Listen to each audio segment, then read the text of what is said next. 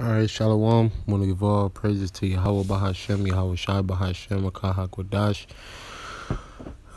Double honors, apostles, elders, a great millstone. And I want to say, the Wadi Yahweh Bahashem, Yahweh Shai, Labah, Bara, Ba. And continue on with this lesson.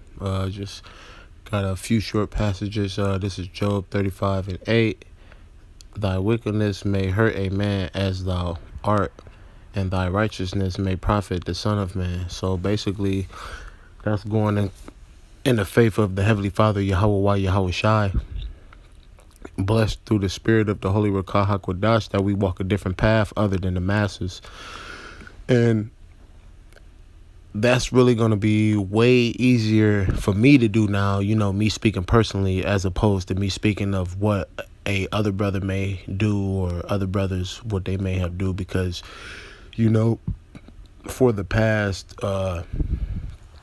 basically the past year, even though I was doing the works, excuse my French, I was struggling like shit because I was living with people who walk amongst the masses, and then with the masses,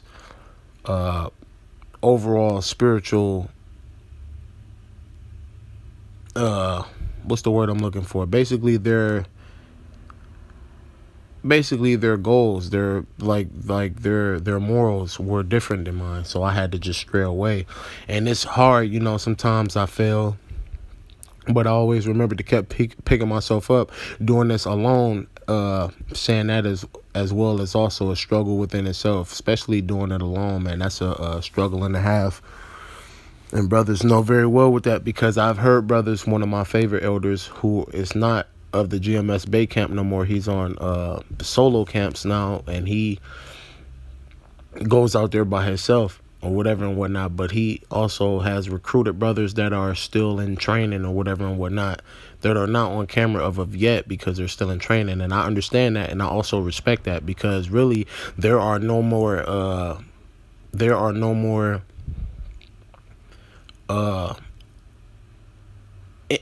what's the word I'm looking for? Invitations into GMS, which is one of the main reasons why I'm not in GMS or whatever and whatnot. But with that being said, we're going to continue on.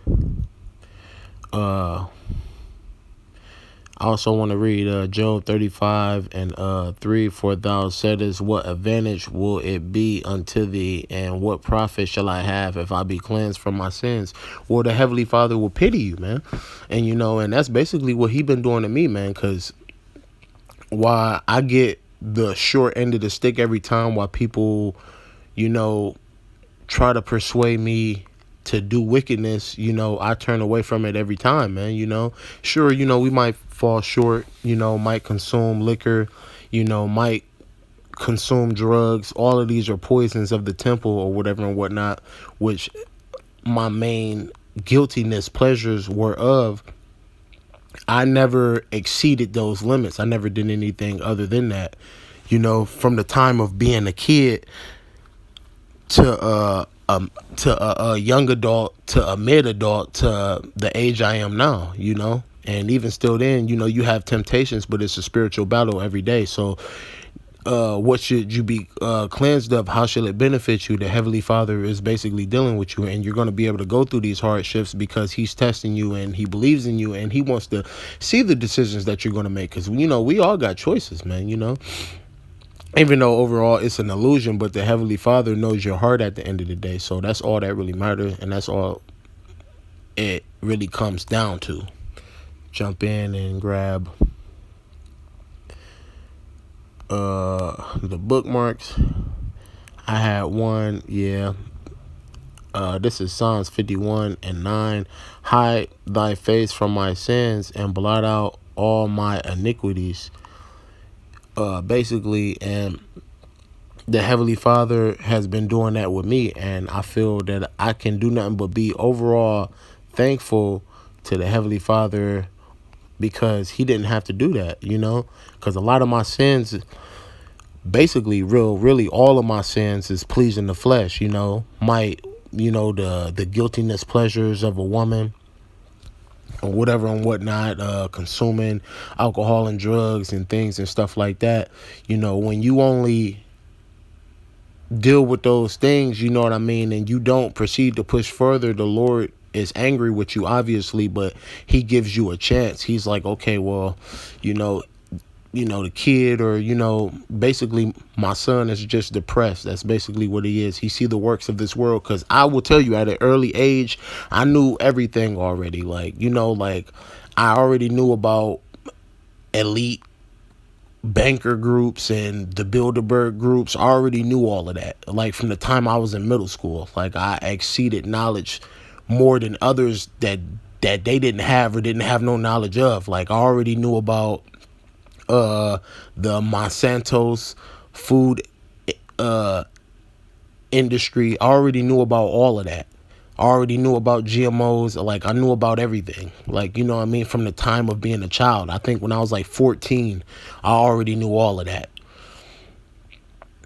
So with that being said, like the depression kicked in, where it was just like, man, you just want to escape from this world and this place.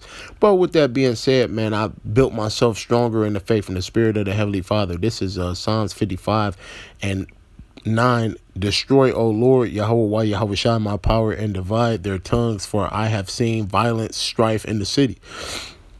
And that's basically what I was just talking about, knowing so much so young and so little. Like you understand what I'm saying? Like I was Neo from the Matrix, at a young age before I became grown. That's why I always knew, like, I'm not about to really step in the street and basically, step into the real world and play mind games with these people, because it's basically everything is set up manipulation and a trap, and pretty much for you to do wickedness.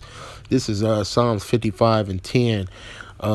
Day and night they go about upon the walls thereof. Mischief, also sorrow are in the midst of it. Yeah, and the walls is this country, which is the one we live in today. So yeah, with that being said, I hope this video was edifying, and I want to say shalom.